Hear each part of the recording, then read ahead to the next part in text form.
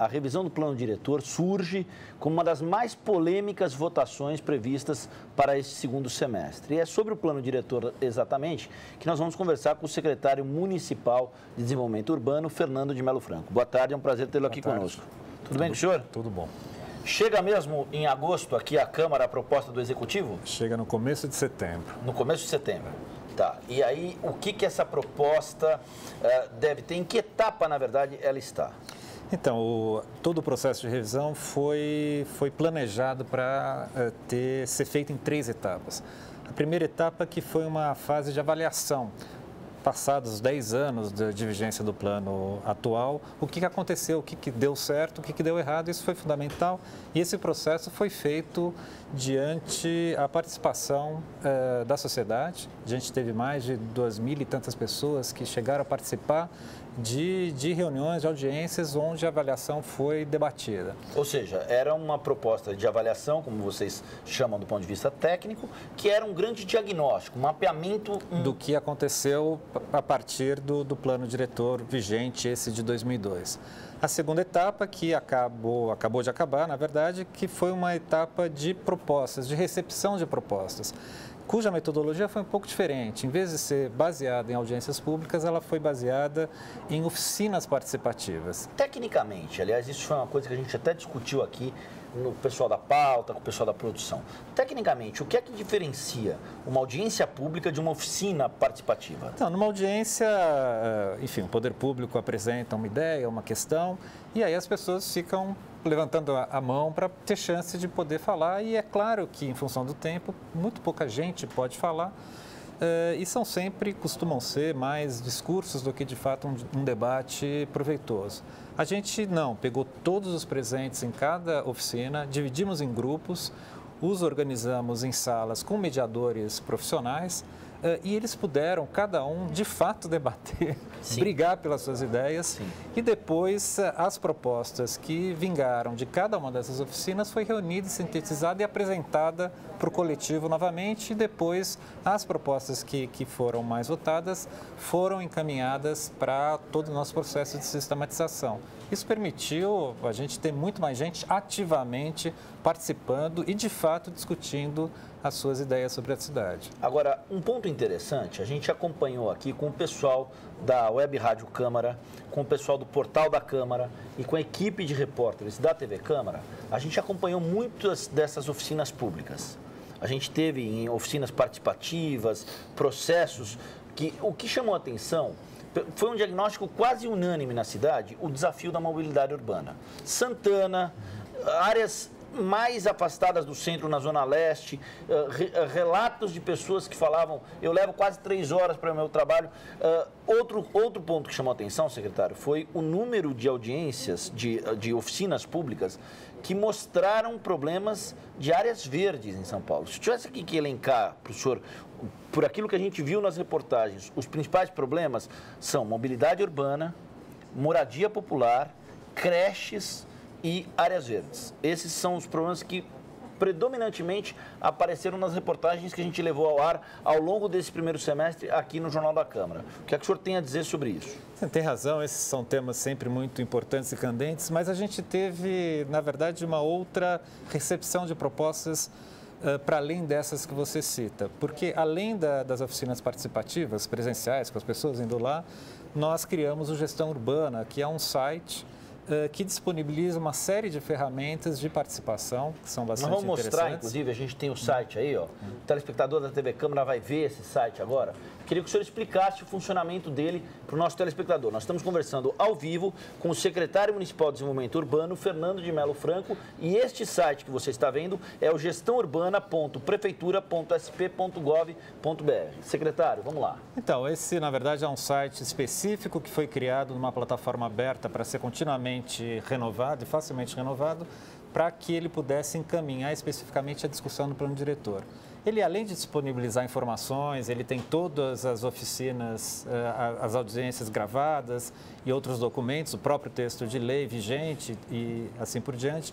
Ele também tem uma ferramenta muito bacana que é o mapa colaborativo, onde em cima de uma base do Google, cada um pode ir lá, colocar um alfinete num lugar e dizer de um problema qualquer que está constatando naquele lugar. A gente viu aí, a nossa produtora clicou ali, travessa de pedestres, acesso à ponte da cidade universitária, no canto esquerdo do vídeo. Aí mais um problema.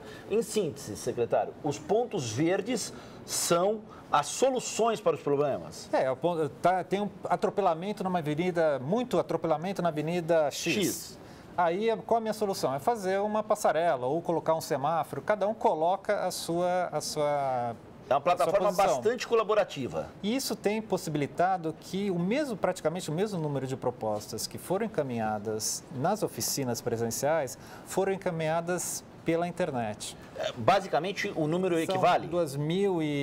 São 3.600 contribuições no total, propostas, 1.800 nas oficinas, 1.800 aproximadamente na internet. E o Gestão Urbana e o mapa colaborativo ele vai ficar disponível para além do tempo do PDE como um espaço permanente para a população se manifestar e colocar a forma que está vendo a cidade e as propostas que está tendo. Então, extrapola o âmbito do PDE e passa a ser um canal de diálogo muito ágil e muito efetivo com a população. Agora, se vocês vão mandar um projeto aqui para a Câmara de revisão do plano diretor, para que isso vai a plenário, isso vai ser discutido pelos vereadores, a gente imagina que esse processo todo, ele, embora participativo, embora virtual, ele tem que ter um deadline, um prazo. Qual é o limite desse prazo? Então, nós estamos nessa semana que entra agora fechando as questões que ainda estão abertas, que estão polêmicas para nós mesmos, como, por exemplo, a questão das EIs, de como a gente pode redefinir a própria condição de o que é HIS hoje na cidade, em função de toda a alteração que teve nos últimos anos do valor do salário mínimo. Vamos traduzir tecnicamente para quem está nos assistindo. EI e HIS. A HIS é Habitação de Interesse Social, que é uma definição que foi feita 10 anos atrás, no momento em que a conjuntura econômica do país estava diferente. A gente tem que pensar se é o momento de redefinir que faixas salariais, de fato, a HIS vai contemplar. Por exemplo, né? Habitação popular. Habitação popular. Então, essa semana a gente está fechando esses pontos e nós devemos encaminhar para a sociedade um primeiro texto de lei, uma minuta de lei, onde estarão as nossas propostas sistematizadas com as propostas que vieram da sociedade. A gente não tem condição de contemplar tudo, até porque tem muita proposta conflitante, né? Então, a gente tem que arbitrar. E aí vai ficar, durante um mês, esse texto à disposição para debate público e nós vamos organizar uma série de debates com setores específicos e em territórios específicos. São novas oficinas, digamos assim? São novas, aí no caso, audiências. Né? E findo esse mês de audiências públicas, então nós finalizaremos um texto que será submetido à Câmara, isso começo de setembro, e a partir de então o rito passa a ser conduzido pela Câmara. A Câmara vai receber esse material, e aí tem uma tramitação toda. No eixo que o senhor identificou, dessas 1.800 propostas que surgiram pela internet, das 1.800 propostas que surgiram nas oficinas, qual é o grande tema? O que é que mais inquieta o paulistano hoje? Então, você citou até pouco tempo atrás, tem duas questões que são muito fortes, a questão da moradia popular e a questão da mobilidade, né? Há questões também que são importantes, que são exatamente toda oferta de equipamentos e serviços públicos. Creches, entre elas, é um drama, de fato, na cidade de São Paulo, a gente sabe disso. Mas o curioso é que nas oficinas esses foram os grandes temas e pela internet vieram outros temas, do tipo como a gente pode melhor distribuir a oferta de emprego por toda a cidade. Ou ainda a questão cicloviária aparece com muito mais impacto, força, na internet. Então é curioso a gente ver também que cada perfil de pessoa, cada perfil da população também acha os seus meios de comunicação distintos, o que é muito bacana. Quem quiser dar o seu pitaco, a gente mostrou aí o site da gestãourbana.prefeitura.sp.gov.br. Quem quiser dar o seu pitaco em relação a um problema da cidade, tem aí mais 15, 20 dias para isso. Não, está fechado o prazo de recepção de propostas. Agora, o que a gente tem é essa sistematização. Entretanto... uma compilação, digamos assim, das propostas. Entretanto, vou mostrar mais uma vez o site. O Gestão continua ativo para quem quiser se manifestar, não necessariamente pensando, focado no plano diretor. Secretário, a gente tem que fazer uma avaliação aí gestão do prefeito Fernando Haddad, esses primeiros 6 meses, 7 meses concluídos de gestão, o eixo do plano diretor, a revisão do plano diretor, surge como um dos grandes temas, inclusive para a Câmara Municipal, nesse segundo semestre. Sim.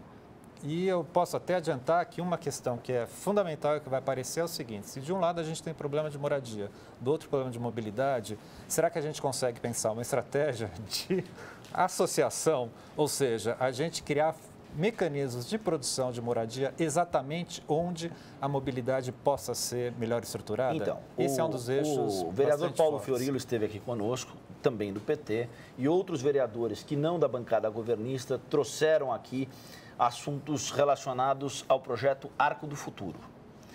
Um deles, secretário, diz respeito a uma possibilidade de uma alíquota diferenciada para quem gerar emprego em bairros mais afastados do centro. Então, uma situação hipotética, um prestador de serviços que tenha uma empresa, qualquer área, essa empresa vai, dentro de São Paulo, gerar uma alíquota, e aí a gente está pensando em algo como assim, na Zona Leste, vamos imaginar que a alíquota no Tatuapé seja de 5%, a alíquota na Vila Carrão seja de 4,5% e a alíquota em São Miguel Paulista seja de 4%. É possível pensar isso? Não, há uma lei de incentivo fiscal que está sendo pensada e coordenada pela Secretaria de Finanças, é quem está mais apto a falar das questões técnicas da lei.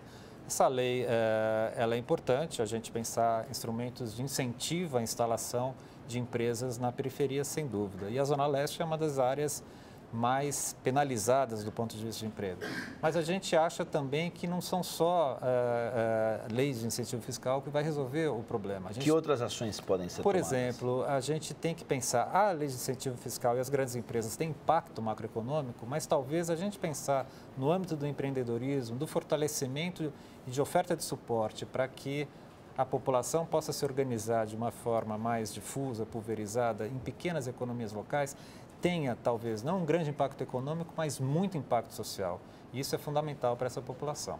Para a gente encerrar, secretário, esse processo vai chegar aqui à Câmara a proposta do Executivo em relação à revisão do plano diretor, para o debate dos vereadores, mas de forma predominante, os grandes temas que devem nortear essa discussão são mobilidade, moradia, creche e áreas verdes. Meio ambiente, sem dúvida. Né? Áreas verdes. E o próprio desenvolvimento, de para onde a gente vai dirigir o desenvolvimento da cidade de São Paulo.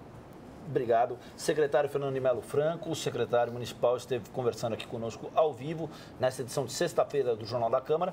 O senhor está convidado a voltar aqui, secretário, quando o senhor quiser, quando o senhor puder, para a gente falar do avanço e da tramitação dessas questões em plenário. Eu faço questão de voltar justamente quando o texto for publicado para a gente poder debatê-lo. A gente está à disposição. Muito obrigado pelo bate-papo, obrigado pela entrevista.